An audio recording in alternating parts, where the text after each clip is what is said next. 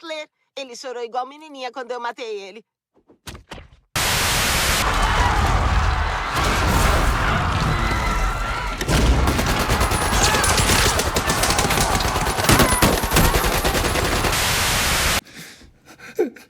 Não vai dizer ai?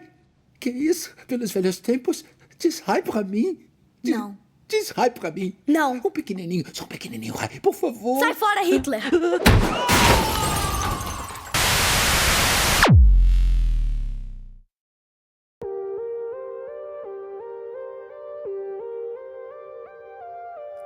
Já terminou de assistir um filme ou episódio de série e ficou com uma sensação de remorso?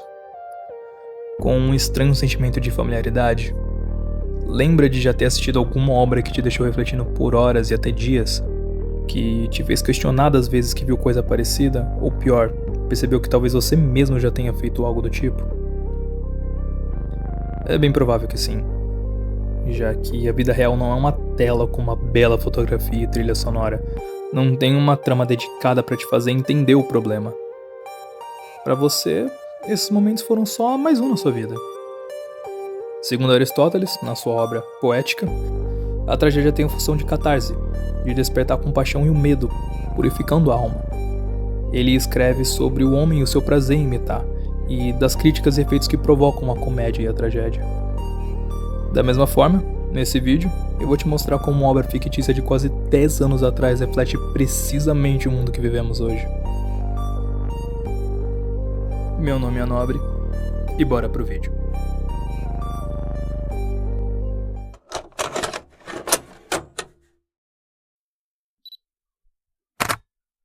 Em 21 de outubro de 2016, a Netflix lançou a terceira temporada de Black Mirror, uma antologia criada por Charlie Brooker.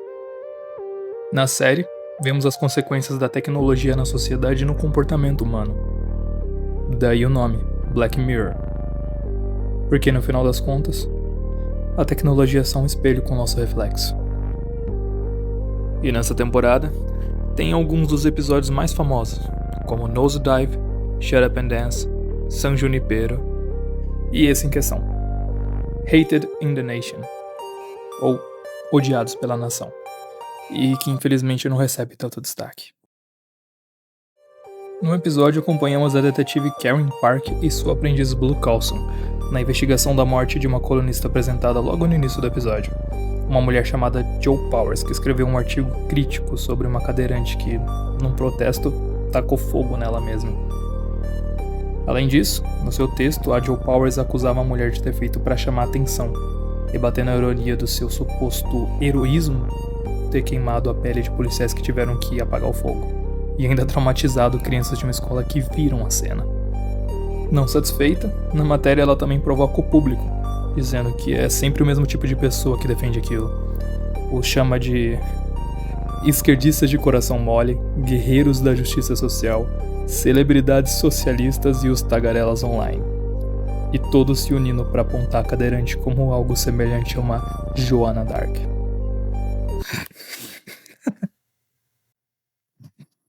Pra quem pausou, isso aqui foi um entretenimento à parte, viu? Enfim, já dá pra imaginar que a repercussão disso não foi das melhores, né?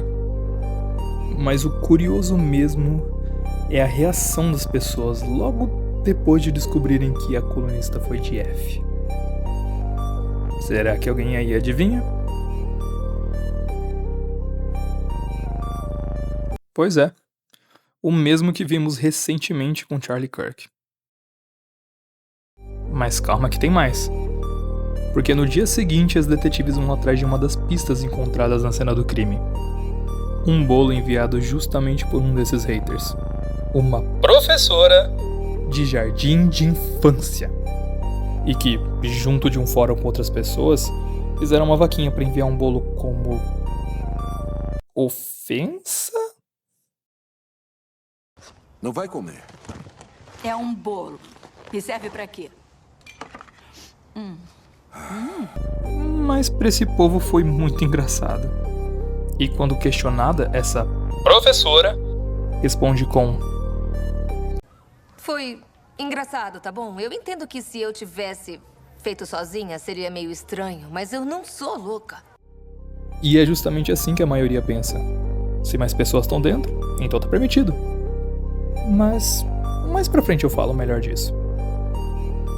Então, para além disso, também vemos que essa professora tinha postado nas redes uma hashtag com morte a Joe Powers. Isso é só uma hashtag viral, sabe? Tipo, morte a e insira o nome de alguém que foi idiota. Não é de verdade, é só uma piada. Ah, já que é uma piada, tá tudo bem, então. Depois disso, na autópsia do corpo descobrem que a morte foi causada por uma IDA, um inseto drone autônomo, que nesse universo imita uma abelha, já que aqui estão praticamente extintas. Enquanto isso, em outro lugar, também encontram outro IDA no corpo de mais uma figura polêmica, que também estava sendo alvo de cancelamento e, mais importante, também foi alvo da hashtag Death2.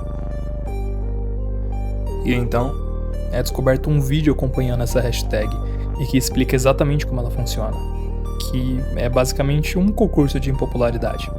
As pessoas votam em quem mais odeiam e a mais votada morre.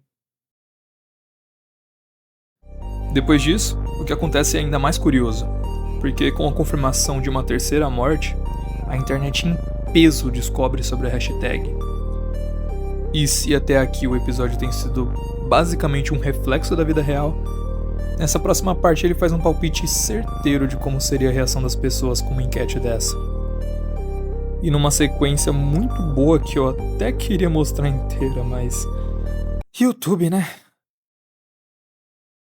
Nas cenas, a gente tem uma boa visão exterior de como é o boom midiático quando todo mundo só fala de um assunto. Vemos várias pessoas indo e vindo do trabalho ouvindo sobre a hashtag, portais e canais de TV falando se é real ou não, vídeos em redes sociais incentivando e comemorando a morte das vítimas, é claro. Até existe um certo engajamento para quem não use a hashtag, mas nada comparado à gigantesca escalada nas votações. E com as pessoas usando todo tipo de argumento para defender o uso da hashtag. Mas na minha opinião, se alguém vai morrer, que seja alguém que merece, sabe? De alguém que merece, sabe? De alguém que merece, sabe? Como ao fim do episódio, é desvendado o culpado por trás da enquete, e encontra um manifesto escrito por ele, intitulado Os Dentes da Consequência. Inclusive, um dos textos tem um título com um bom trocadilho, mas que infelizmente só funciona em inglês. Porque como speech serve tanto para expressão quanto para discurso, aqui os parênteses em liberdade de expressão funcionam, enquanto que traduzido ficaria liberdade de discurso de ódio. Graças à revolução digital, nós temos o poder de ofender e acusar e destilar o ódio sem consequências. O tema recorrente é que ele quer que as pessoas encarem as consequências do que dizem e fazem. Quer obrigá-las a isso. E pra quem assistiu, essa é a parte Black Mirror que você não entende muito bem o que tá acontecendo. Já que, se o cara tá criticando a impunidade virtual, por que ele tá indo atrás das pessoas sendo atacadas? E é então que você percebe que, na verdade, esse tempo todo, os verdadeiros alvos por trás da hashtag Death2 eram as pessoas votando, resultando em, pasmem, 387.036 pessoas mortas.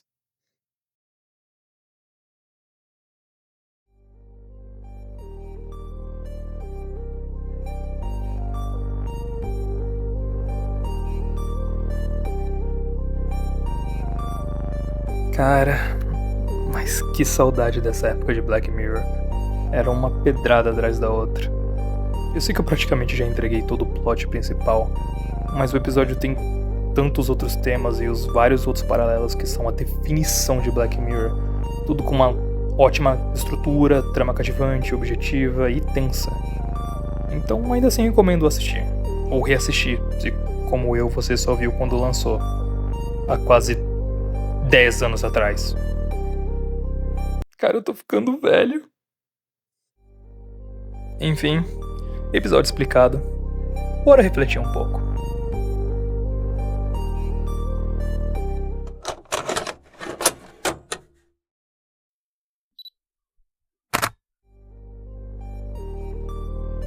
Voltando lá pro início, temos a figura da professora, que durante todo o episódio foi a única votante da hashtag que apareceu. O único rosto que vemos, e isso não foi só uma decisão para deixar a trama mais objetiva, mas foi porque a personagem sozinha representa perfeitamente o alvo da crítica. Ela é o tipo de pessoa mais comum na internet e a principal mão de obra das massas de manobra.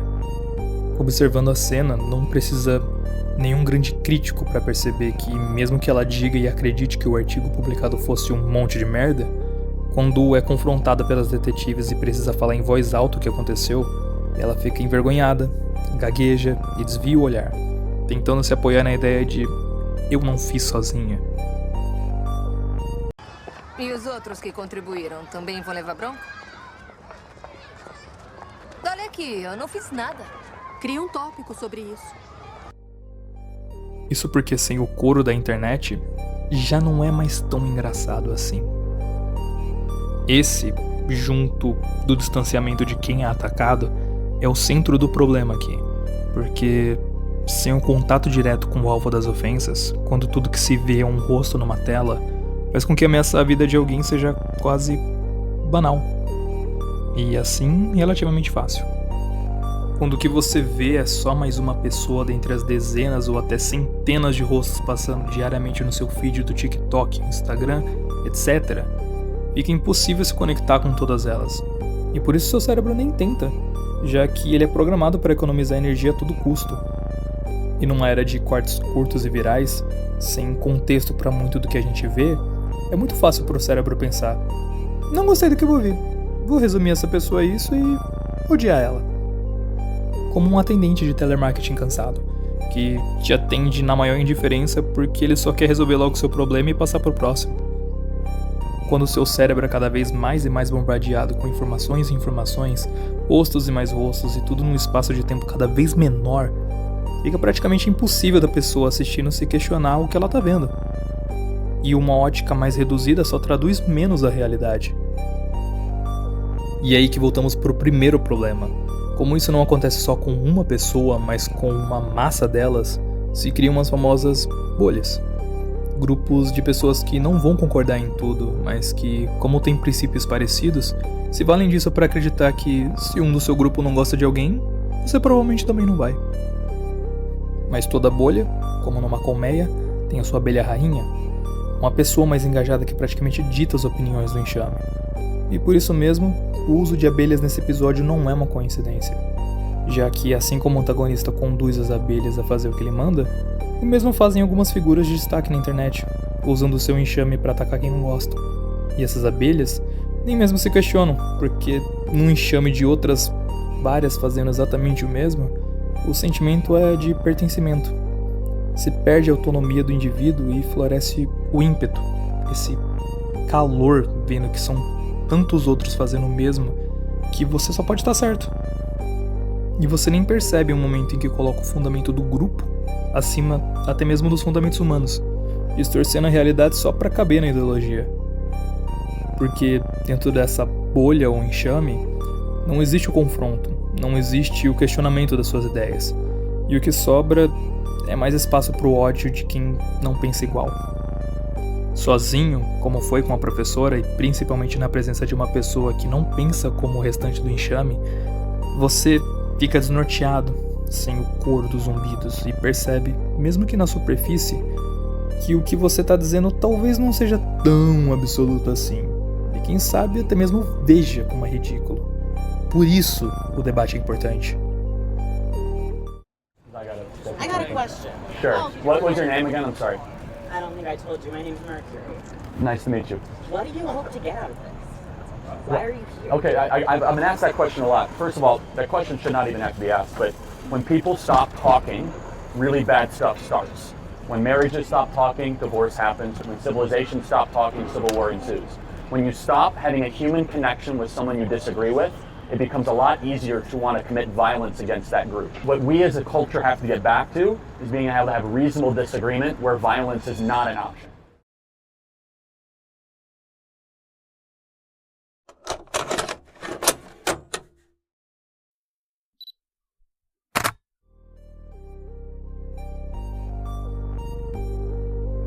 Mais uma ferramenta para facilitar o trabalho de fazer com que o enxame não enxergue seus opositores como pessoas é a desumanização, e que se resume a xingar. Eu sei, parece tão bobo, mas pensa comigo. Quais são as piores coisas que você pode xingar uma pessoa? Que tal racista, machista, misógino, homofóbico, transfóbico, fascista? E com certeza os piores dos piores são nazista, sommelier de menores, pra não deixar tão pesado, e abusador de mulheres.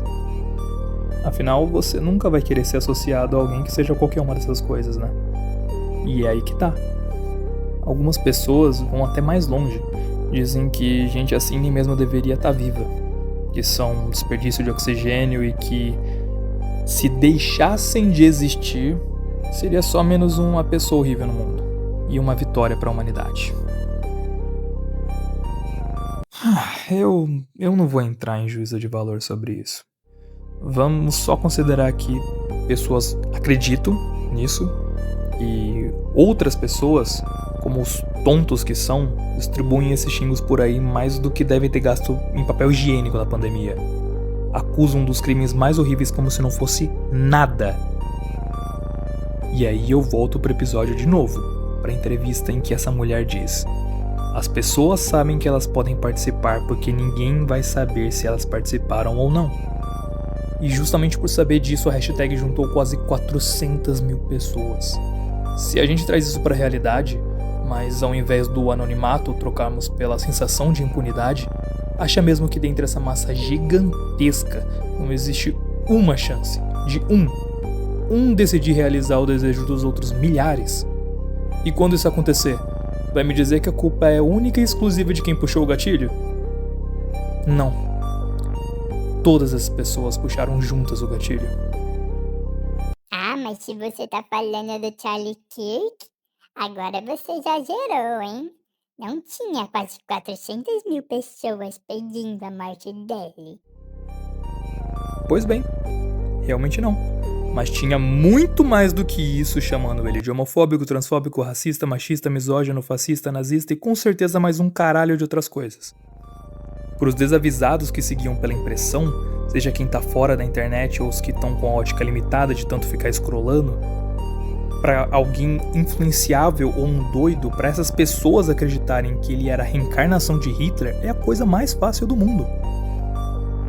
E vamos lá, quando vemos filmes como Bastardos Inglórios, Jojo Rabbit ou qualquer outro tirando sarro da figura de Hitler, não é engraçado porque tem uma pessoa se ferrando, mas por ser especificamente Hitler se ferrando. Um dos piores humanos que já existiu e que merece todo e qualquer tipo de piada e desgraça.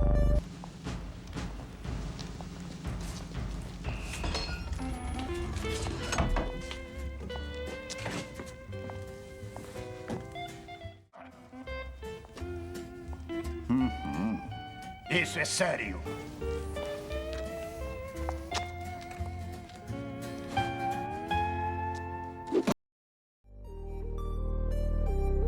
Considerando isso, o que será que acontece quando a internet praticamente trata alguém como a sua reencarnação?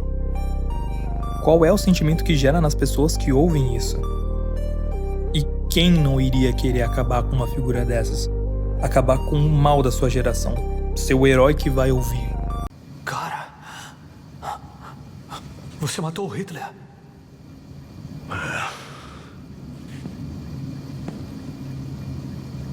Incrível. Eu matei Hitler. Eu matei Hitler.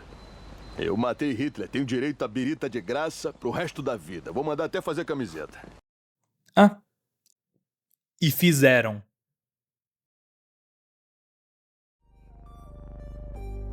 Porque é exatamente assim que eles se enxergam, para justificar toda e qualquer forma de ódio contra aquela pessoa. E o pior de tudo é que, se achando completamente na razão, eles comemoram. For a lot of people.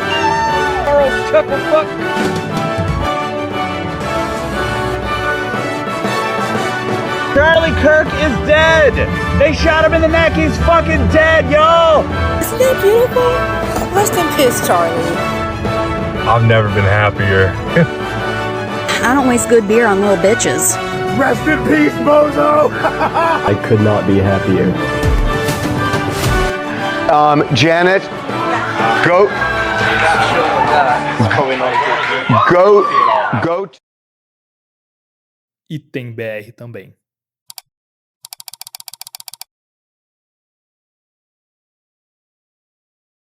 Mataram o Charlie Kirk. Aguentado, tomou um tiro, não sei se mataram.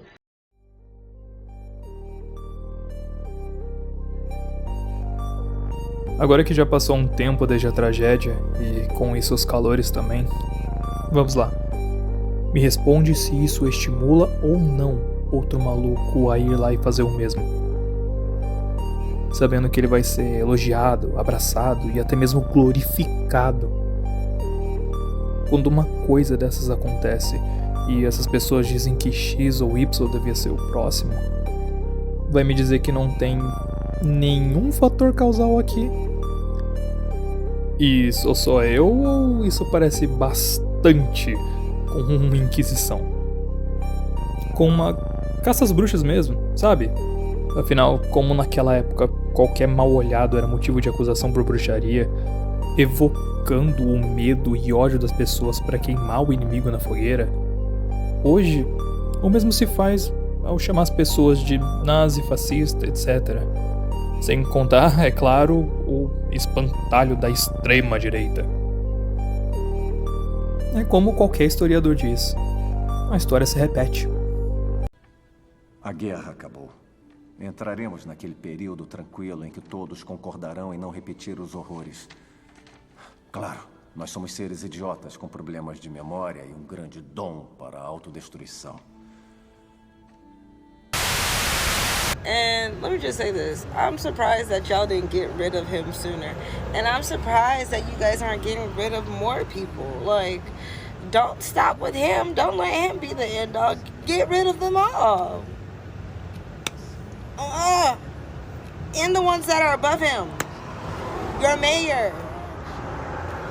Your city councilman. His wife deserves to go too. Y'all keep on talking about his wife and kids. They need to go too because they're carrying on that mentality and that lineage. Like, get rid of the whole family. I'm so sorry. Why did you guys stop with him? Why did you stop with him? Go get his grandma. Because who raised you? Like, your mom ought to be ashamed for breathing scum like you. Get rid of the whole family. Like, y'all too scary. Y'all too scary for revolution. Y'all too scary for progress. Like, y'all want results without putting in the work. You gonna have to take out trash to get a clean house. Like, it is what it is. If the trash can is stinking up the house, you gotta take out the garbage. Take the garbage out, y'all. Take the garbage out. All right. Not me. I'm chilling.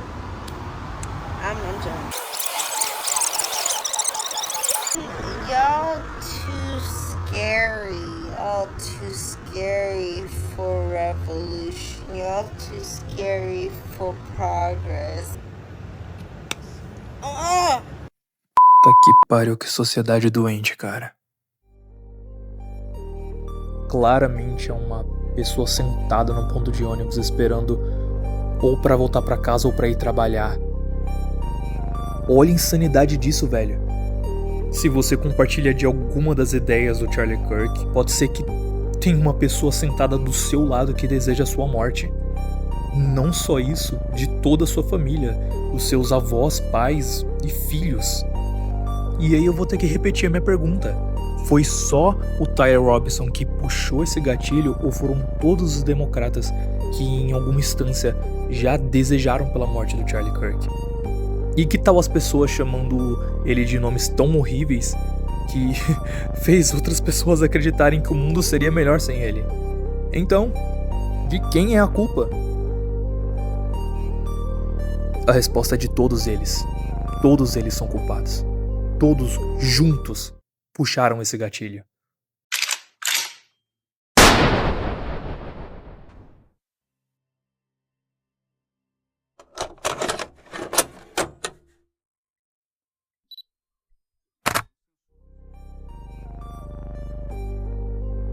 Tudo bem, mas diferente dos Estados Unidos, nós não temos uma primeira emenda que permite o discurso de ódio.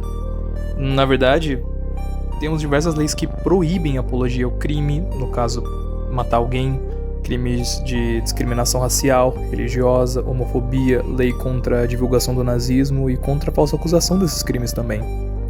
Então, por que essa sensação de impunidade? Se ainda temos também o nosso marco civil da internet que afirma que tudo que é crime no mundo físico também é crime no mundo virtual.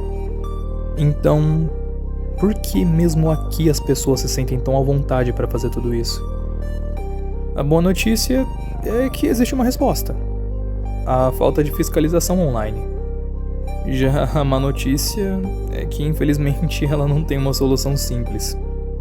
Esse é um problema complexo que a gente está enfrentando pela primeira vez em toda a história da humanidade. Uma luta difícil contra uma coisa quase que de outra dimensão. Um lugar onde as regras são diferentes, onde os estímulos que determinam o padrão comportamental não são os mesmos.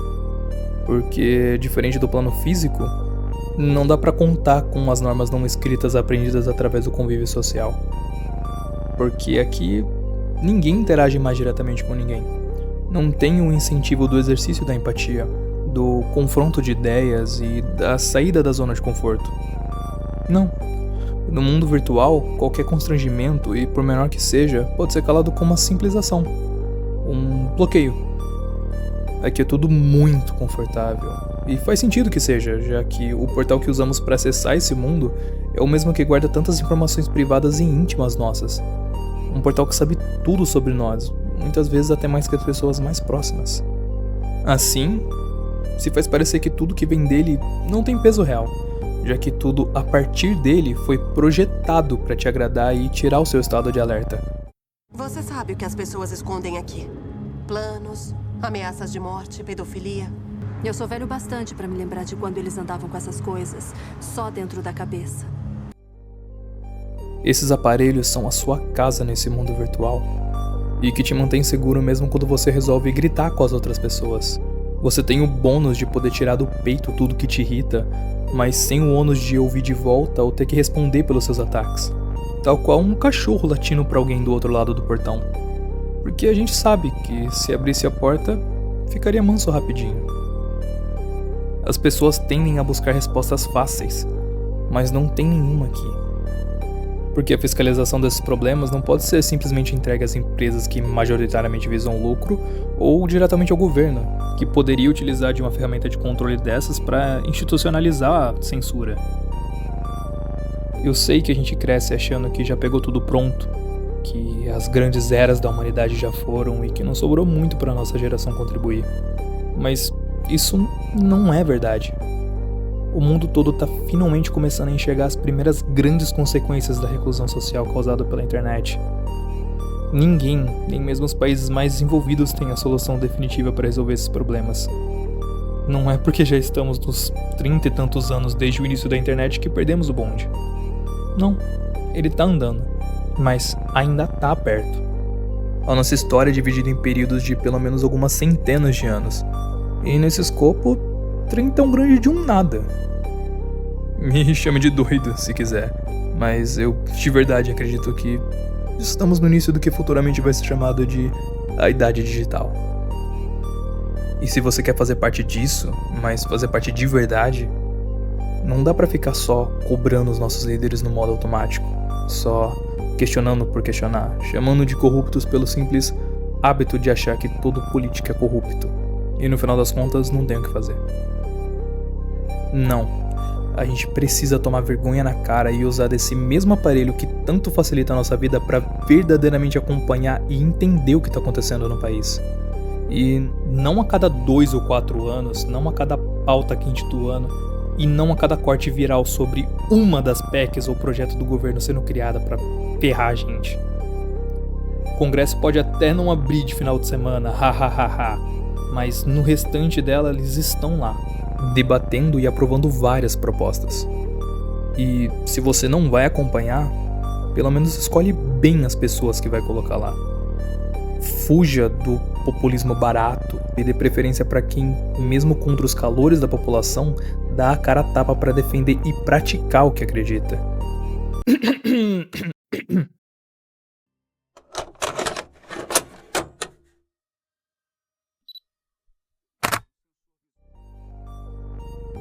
Pronto, agora você tem um vídeo pra mostrar pra aquele seu amigo que diz que uma coisa não tem nada a ver com a outra. E enfim, é isso. Não é tudo que eu tinha pra falar. Também queria ter falado alguns dos temas polêmicos envolvendo Charlie Kirk, mas como já passou mais de um mês desde o atentado, as pessoas com certeza já viram o vídeo suficiente pra formar a opinião do cara. Se as ideias dele eram extremas ou não, se eram preconceituosas ou não, e se ele realmente era esse cara do debate ou se era tudo pra fazer corte pra internet. Fora que, pra não dizer ninguém que você nunca ouviu falar, eu já tagarelei demais. Espero que esse vídeo tenha sido o suficiente para fazer pelo menos um entender que, ao não conseguir passar por cima de uma diferença política, você estimula o mesmo posicionamento do outro lado. E quando a ideologia supera o valor da vida, a empatia morre. Um dos maiores freios morais para que a gente não apoie ou tolere crimes. Porque, no final das contas, quem perde com isso são os dois lados, já que isso sim joga as pessoas pro extremismo. E se você não enxerga isso, eu só posso torcer para que as futuras leis cumpram com o seu dever de preservar o nosso contrato social e punam devidamente esses discursos. Afinal, sem lei, não há liberdade. Por esse vídeo é tudo. Se isso não foi só a maior crise existencial que eu já tive na vida, espero ver você de novo. Fui!